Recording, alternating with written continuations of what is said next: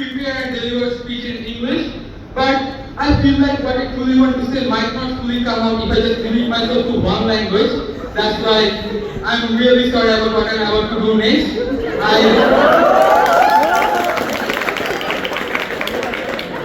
I'd like to express a few words in my own way, and I hope that you guys will kindly allow me this.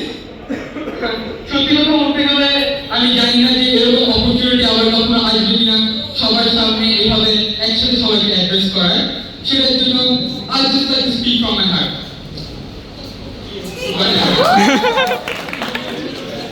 So at first I came to this school at 2013 in playgroup.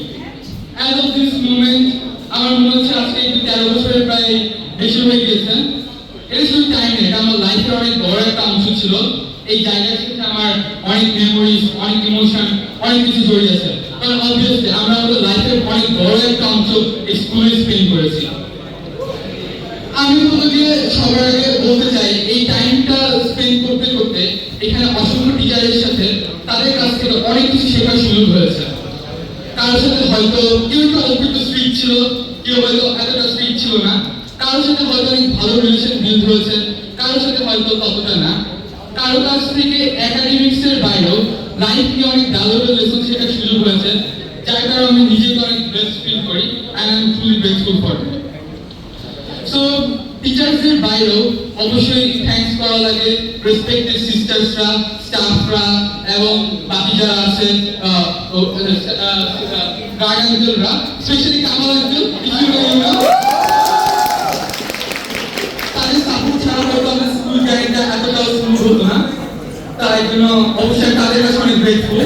আর লাস্টে যাদের কথা আর কি না বললেই না, my dear friends, অবশ্যই রাইসটা বারটা অনেক হাই সেট করে ফেলেছে। আমি জানি না আমি এটা ওভারকাম করতে পারবো কিনা, তাও ট্রাই মাই বেস্ট।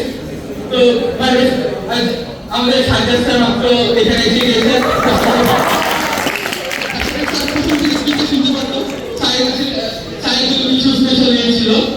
তো যাদের কাছ থেকে আমাদের স্পেশাল ফ্রেন্ডসরা, তাদের কাছ থেকে আসলে তারা আমার লাইফের আর কি এত বড় একটা পার্ট, এটা আর কি ভাষায় বোঝানোর মতো কিছু না। Thank you. তো একটু হালকা ইমোশনাল লাগছে, কিন্তু ব্যাপারটা হচ্ছে গিয়ে লাইফ হ্যাপেন্স, এটার সাথে তাল মিলে চলা লাগবে।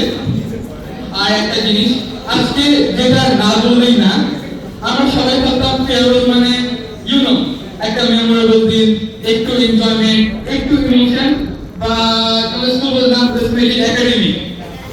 তখন respect, honestly, respect for the consistency, because where else would you find a place like this that is so dedicated to education that even on the day of farewell, they're like, now let's one more cosmic height. So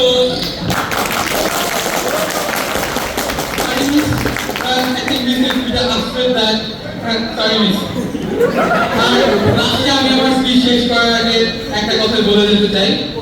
আমি যদি আমার school life আবার leave করতে পারতাম, এই স্কুলকে choose করতাম এই ইডিয়েট ফ্রেন্ডসগুলোর সাথে, সেম প্রবলেমসের সাথে, যেগুলো সলিউশন বের করতে করতে ক্লাস 10 শেষ হয়ে গেল।